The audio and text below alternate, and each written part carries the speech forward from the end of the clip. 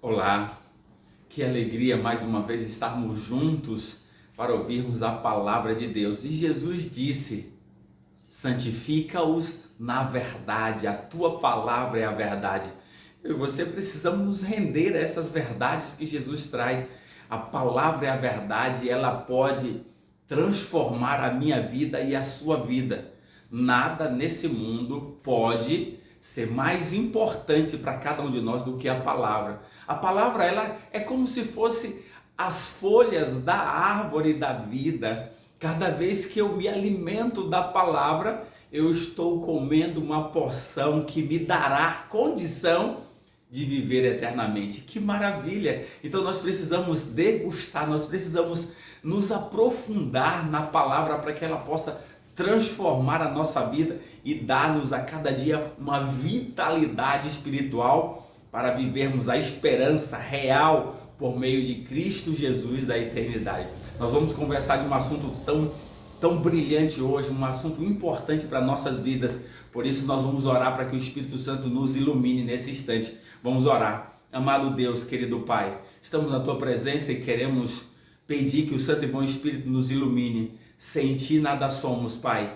Por isso, fale o nosso coração. Ao abrirmos a Tua palavra, que tenhamos a humildade necessária e que essa verdade faça parte da nossa vida. Nós choramos em nome de Jesus. Amém. Aqui, vai comigo no livro de Isaías. Nós vamos estudar o livro de Isaías, que é um livro fantástico. Isaías 58. Sabe? Esse texto ele é fenomenal e nós precisamos aprender. É um texto onde vai falar do jejum. Se é colocado muito sobre o jejum aí, as pessoas fazem. Agora, ao estudarmos aqui, nós vamos perceber que o objetivo do jejum das pessoas geralmente não está segundo o padrão daquilo que Deus estabelece. Nós vamos ler, são poucos versos, são 14 versos, nós vamos estudar e diz assim, ó, eu vou até ler e depois eu comento com você, para que a gente possa compreender. Diz assim: clama a plenos pulmões, não te detenhas, ergue a voz como a trombeta e anuncia a meu povo a sua transgressão e a casa de Jacó os seus pecados. Aqui está, o primeiro verso, ele é muito profundo, ele está dizendo que é para clamar a plenos pulmões, para revelar os pecados da casa de Israel e da casa de Judá. É para anunciar, mostrar os erros. Pronto. Então Deus está trazendo agora aqui a mim e a você também esse esclarecimento, porque o pecado que o povo cometia no passado não é diferente de hoje, porque nós somos seres humanos iguais, temos as mesmas tendências para o mal. Então nós precisamos agora ouvir o que é que Deus está tratando aqui, porque ele diz para que o profeta Isaías possa falar a plenos pulmões, gritar, falar com clareza. E nós precisamos disso, nós precisamos agora com humildade ouvir o que o profeta tem para nos falar, que é tão importante, que Deus manda para que ele possa clamar a plenos pulmões, gritar, anunciar o pecado do povo. E nós precisamos então agora ouvir e estar alerta. E diz assim, agora o verso continua, o verso 2, mesmo diante de tanto pecado que o povo estava vivendo, que o povo estava se afastando de Deus, olha o que acontece. Mesmo neste estado de pecado e de afastamento da pessoa de Deus, ainda me procura dia a dia, tem prazer em saber os meus caminhos, como um povo que pratica a justiça e não deixa o direito do seu Deus.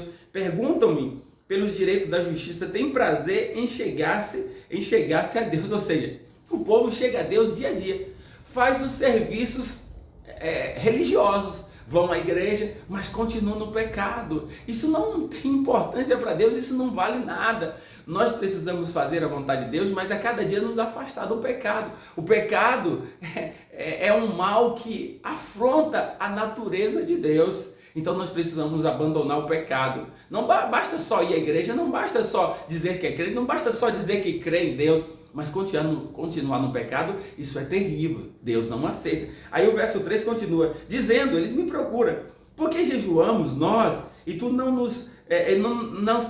atentas para isso? Porque afligimos a nossa alma e tu não leva em conta? Eis que no dia em que jejuais, agora vem, eis que no dia em que jejuais, cuidais dos vossos próprios interesses, exigis que se faça todo o vosso trabalho, ou seja, jejuma, mas com um propósito para a sua própria vida. Ou seja, aqui a gente já começa a perceber que o jejum, ele não deve ser um objetivo para mim, sabe? O jejum deve ser algo que me leve à dependência de Deus, e nós vamos ver que é também para ajudar o outro. Olha só, então começa a mudar a nossa perspectiva com relação ao jejum, que a gente está tão acostumado e as pessoas falam. E aí Deus continua assim, ó: eis que jejuais para contendas e rixas, para ferides com punho iníquo, jejuando assim como hoje não será ouvida a sua voz no alto. Ou seja, jejuma para o seu próprio interesse, para brigar, para dizer que é melhor, para dizer que é mais santo. Não é esse o propósito que Deus está trazendo.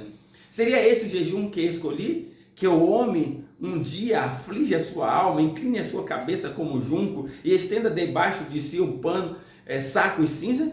Chamaria isso jejum e dia aceitável do Senhor? Sabe, as pessoas fazem forma de humilhação, colocava cinza, saco, ficava ali deitado, mas não é esse o jejum que Deus escolheu. Não, nós vamos ver que o jejum que Deus escolheu é diferente. E aí continua, porventura, o verso 6, porventura nesse o jejum que escolhi, que solte as ligaduras da impiedade, desfaça as ataduras da servidão, deixes livres o oprimido e despedace todo o jugo. Ou seja, Deus aqui já começa a dizer que o jejum que Ele quer é que nós sejamos bondosos para com o outro, para com aquele que está precisando, ao invés de, sabe, de afligir, de maltratar, de exigir. Não, nós precisamos ser bondosos. Então Deus está pensando no jejum para fazer o bem para o outro. Aí ele continua: porventura não é também que repartas o teu pão com o faminto e recolhas em casa o pobre desabrigados, e se vires o nu, cubras e não te escondas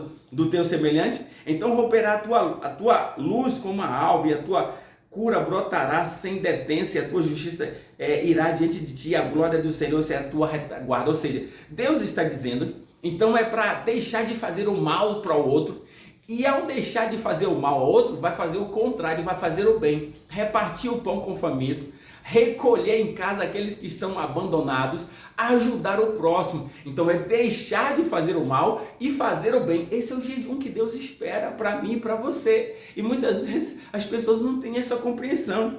Aí quando você fizer isso, ele diz que vai nascer a tua luz, e a tua glória será a tua retaguarda. E aí ele continua: então clamarás ao Senhor e ele responderá, gritarás por socorro e ele dirá: eis-me aqui. E se tirares do meio de ti o jugo e o dedo ameaçador e o falar injuriosamente, se abrires a alma ao faminto e fartares a alma aflita, então a tua luz nascerá nas trevas e a tua escuridão será como o meio-dia. O Senhor te guiará continuamente, fartará a tua alma e até em lugares áridos fortificará os teus ossos. Será como um jardim regado e como um manancial cujo águas nunca faltam. Os teus filhos edificarão as antigas ruínas, levantarão os fundamentos de muitas gerações e será chamado reparador de brechas e restaurador de veredas para que os países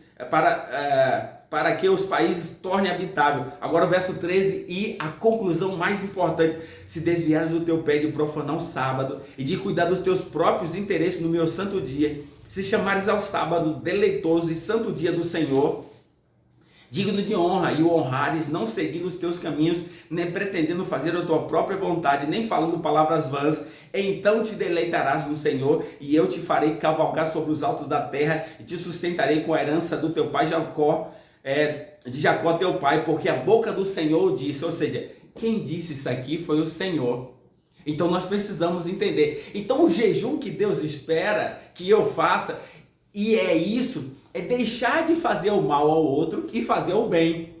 Esse é o jejum. E em seguida, ele diz também que o jejum que ele espera é deixar de profanar, se desviares o teu pé de profanar o sábado e de cuidar dos teus próprios interesses. Sabe o que é profanar? É tratar com desrespeito aquilo que é sagrado. E as pessoas têm feito isso. O sábado tem sido algo banal para as pessoas, e não é. É santo e dia do Senhor, é o santo dia do Senhor, o sábado. Então quando eu deixo de fazer o meu próprio interesse no sábado e faço aquilo que é a vontade de Deus, eu estou jejuando. É isso, porque jejum é dependência de Deus. E Deus está dizendo, filho, dependa de mim, guarde o sábado, porque eu vou cuidar de você, porque esse é um dia santo a mim. Olha, deixe de cuidar dos seus próprios interesses, dos seus próprios negócios, faça a minha vontade. Você não deve falar nem as suas próprias palavras, palavras corriqueiras de negócio, de trabalho. Não, mude a linguagem. Faça agora uma relação comigo nesse dia que eu criei. É isso, esse é o jejum, ou seja, jejum é dedicar para Deus um tempo de qualidade que Ele escolheu, que é o sábado. 6 dias é nosso, mas quando a gente para no sábado, nós estamos dizendo, Senhor, eu escolhi, eu resolvi dar esse tempo de qualidade para o Senhor. Isso é o jejum que Deus espera. Então, queridos, que você tenha aprendido hoje essa verdade, e essa era uma das práticas de pecado do povo de Israel. Por isso, o profeta tinha que clamar a plenos pulmões, para que as pessoas pudessem perceber o seu pecado. E hoje está sendo isso. As pessoas levam o sábado como se não tivesse nenhuma importância. Mas o sábado não é meu, não é da igreja A nem B. O sábado é de Deus. E Ele espera que eu e você possamos ser fiéis a esse dia. Quando nós guardamos o sábado, nós estamos praticando um jejum que Deus escolheu para nós. Esse é o jejum que Ele quer. Foi Ele quem disse. Então que você viva hoje esse jejum, que você então escolha fazer a vontade de Deus, guardando o sábado para a honra e glória do nome de Deus. E aí Ele promete, Ele tem uma promessa, Ele dará a herança de Jacó, que é a eternidade, que é a vida eterna. Então que Deus te abençoe, que juntos possamos desfrutar dessa verdade, guardando o sábado para a honra e glória do nome de Deus. E vamos orar. Amado Deus, obrigado por essas verdades. Ajuda-nos, Senhor, a viver elas a cada dia, em nome de Jesus. Amém.